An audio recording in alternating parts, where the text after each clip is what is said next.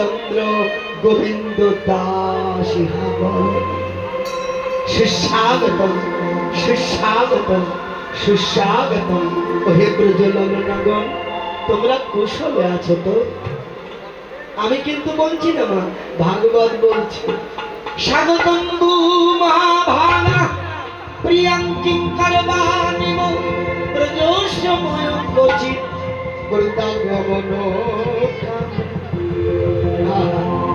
সুস্বাগতম সুস্বাগতম হে ব্রজললনাগণ, তোমরা কুশলে আছো তো? মায়েরা, আপনারা ভালো আছেন? আমার তো মনে হয় আপনারা ভালো নাই। ভালো যদি থাকতেন গো, তাহলে নিজ নিজ ঘর ছেড়ে কেনই এখানে এলেন? মা, কতজনা কীর্তনে এসেছিল, কতজনা ঘরে ফিরে গেছে, অথচ আপনারা এখানে বসে আছেন। আচ্ছা, আপনাদের বাড়ি কি অনেক দূরে? হ্যাঁ নাকি মা? নাকি বাড়ি এখানে না, অনেক দূর? বিপদে পড়ে বসে আছেন নাকি? ও নাকি বাড়িতে আত্মীয় স্বজন ভরে গেছে, বাড়িতে শোয়ার জায়গা নাই, এখানে এসে টাইম পাস করছেন? মা, আপনাদের বলছি না, কিন্তু গোপী বলছেন, গোপীদের বলছেন আমার ভগবান কৃষ্ণ। আরে কহি গোপী কি সে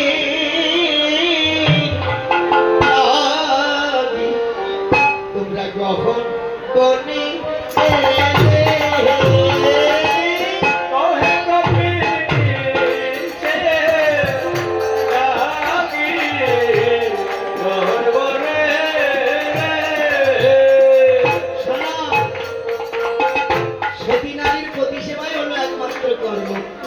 তাই তোমরা নিজ নিজ পরিত্যাগ করে কারণে এসে মোটেও ভালো কাজ করনি।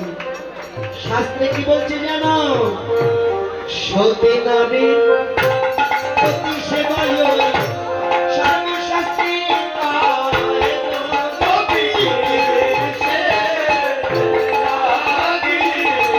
সেই প্রতিগুলো আসা উচিত।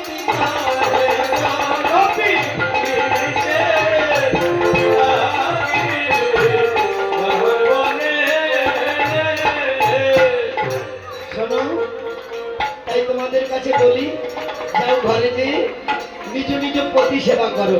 এখনো কিন্তু প্রবাদ হয়নি, যাও পতি সেবা করো, যাও।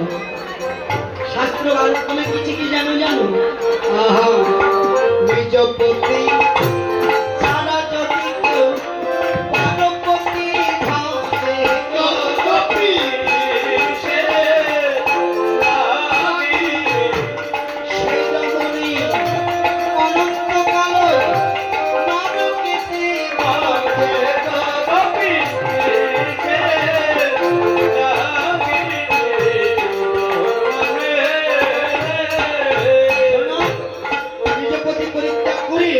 যদি কেউ পরপতি ভজে না, পৃথিবীতে যতদিন চন্দ্র সূর্য থাকে ততদিন ওই নরকের অগ্নিকুণ্ডে তাকে পুড়ে ভস্মীভূত হয়। তাই যাও ঘরে, যাও ঘরে যেয়ে নিজ নিজ পতি সেবা করো, যাও। শাস্ত্রে আরো কি বলছে জানো? আহা, সতী নারী পতি দেখো পার্বতীর চূড়া গোপী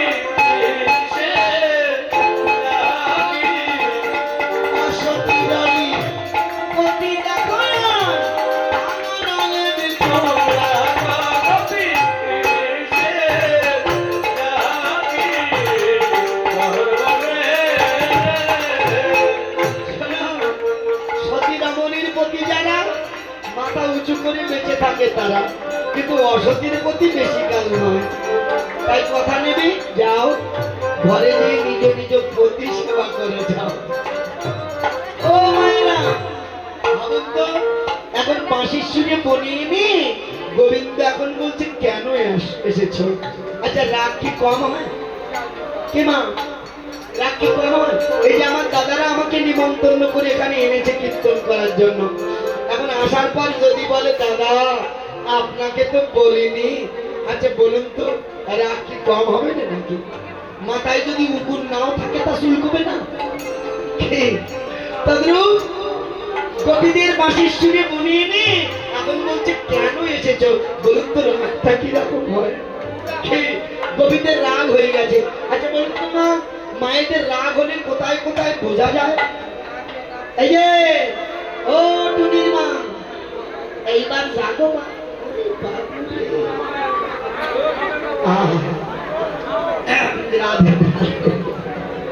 আচ্ছা মা বলুন তো, মায়েদের রাগ হলে কোথায় কোথায় বোঝা যায়? বলতে পারেন? আপনারা বলুন, আপনারা বলুন কোথায় কোথায় বোঝা? এক হলো দাঁতে আর এক হলো পাতে। দাঁতে কিরকম জানেন? যখন প্রথম প্রথম রাগ হবে দেখবেন দাঁত দিয়ে ঘন ঘন ঠোঁট কাটবে, মানে রাগের আমদানি হচ্ছে আর কি। এরপর যখন আর একটু বেশি হবে দেখবেন পায়ের বুড়ো আঙুল দিয়ে মাটিতে, মানে যত দোষ ওই যত রাগ ওই মাটির উপরে। কি বাবা বুঝেছেন? গোপীদেরও ঠিক তেমন অবস্থা। যখন বারবার বলছে কেন এসেছো, গোপীরা তখন কি করছে জানেন? অবনত আননে নখে নেকে ধারণে। ওগো ধরিত্রী মাতা, ত্রেতা যুগে যেমন রামের বাক্যবান সইতে না পেরে তুমি বিভাগ হয়েছিলে, মা সীতাকে তোমার গর্ভে ঠাঁই দিয়েছিলে। এই দ্বাপর যুগেও আমরা কৃষ্ণের বাক্যবান সইতে পারছি না, দয়া করে তুমি আবার বিভাগ হও, আমরা সবাই সেখানে প্রবেশ করি। জানেন কৃষ্ণ আবার বলছে ও গোপী, বলো কেন এসেছো? এইবার রাগ হয়ে গেছে গোপীদের। এই যে শ্যামসুন্দর খুব তো ধর্ম শিক্ষা দিচ্ছ, আমাদের পাশের সিনে বনিয়ে নে, এখন বলছে কেন এসেছো কেন এসেছো। তা তোমার ধর্মের কথা বৃন্দাবনে সবাই জানে, শুনবে নাকি? ওহে পরম ধার্মিক তুমি ধর্ম শিক্ষা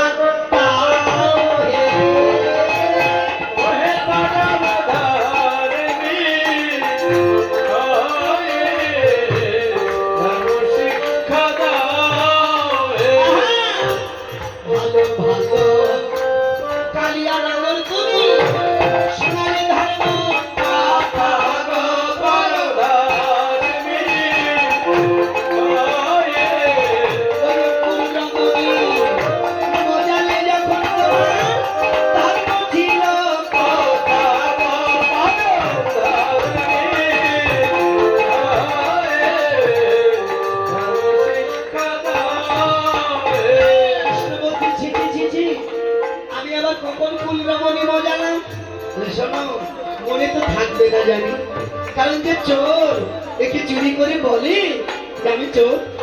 ঠিক না গো, মনে করিয়ে দিচ্ছি শোনো শোনো।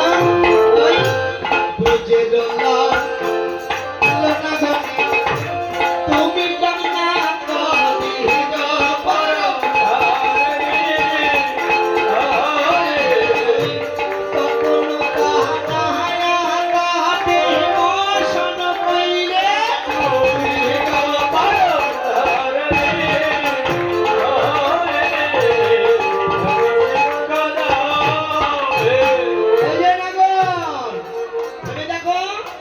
তুমি গোপীরা যখন নিজ নিজ বাসন রেখে যখন যমুনায় স্নান করছিল তখন তুমি বস্ত্র চুরি করনি?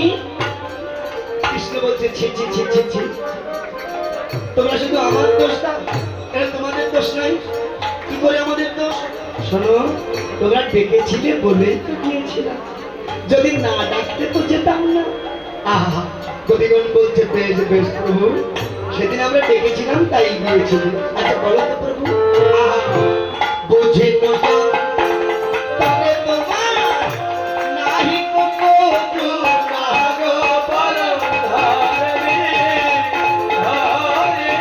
তুমি শিশুকালে অবহেলে অধীনে পুত্র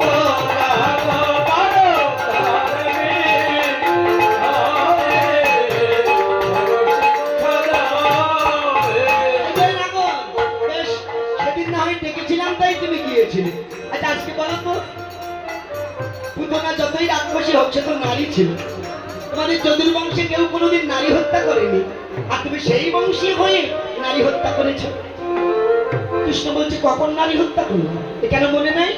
পুতনা যতই রাক্ষসী হোক সে তো রমণী ছিল। কৃষ্ণ বলছে দেখো তোমরা না জেনে আমাকে অপযশ দিচ্ছ, কিন্তু জানো এই পুতনা কে ছিল? এই পুতনা ছিল বলি রাজার কন্যা রত্নমালা। বলিকে ছবিতে যখন তার ঘরে আমি গিয়েছিলাম, আমাকে দেখে বলেছিল হারে এমন ছেলে আমার হলে আমার মাতৃ জনম ধন্য হতো। কিন্তু যখন 3 পদ ভূমি নিয়ে বলিকে পাতালে প্রবেশ করিয়েছিলাম, ও আমাকে বলেছিল এমন ছেলে আমার হলে স্তনে কালকুট মিশিয়ে আমি ওকে হত্যা করব। আমি আশীর্বাদ দিয়েছিলাম মা তোমার 2 মনোবাসনা পূর্ণ হোক। আচ্ছা বলো তো, ভক্তের মনোবাসনা পূর্ণ করা কি আমার কাজ নয়? যেই বলেছে তো ভগবান পড়ে গেছে কলে। গোপীগণ বলছে ও দয়াময়, ভক্তের মনোবাসনা পূর্ণ করা যদি তোমার কাজ হয়, আমরাও তো তোমার পরম দাসী। ও দয়াময়, শুধু তোমার চরণ পাবো বলে এসেছি, কিন্তু যদি তোমার চরণ ছাড়া করে দাও, বলো প্রভু এখন আমরা কোথায় যাব? বলো প্রভু, যে ঘর ছেড়ে বনে এসেছি তোমার চরণ পাবো বলে, একবার বলে দাও প্রভু এখন আমরা